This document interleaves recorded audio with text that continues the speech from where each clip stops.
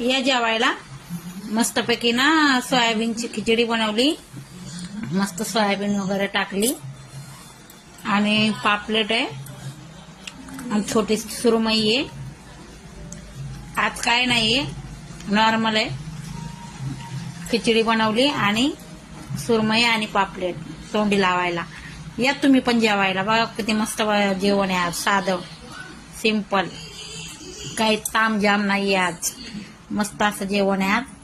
आणि खिचडी पण एकदम नॉर्मल आहे, फक्त सोयाबीन टाकलेली आहे आणि मच्छी फ्राय, पापलेट आहे छोटा आणि सुरमई छोटीच आहे. ये जेवायला. चला मी पण जेवते आता. छानच झालाय. सोयाबीन खाऊन बघितली मी. लय भारी झाली.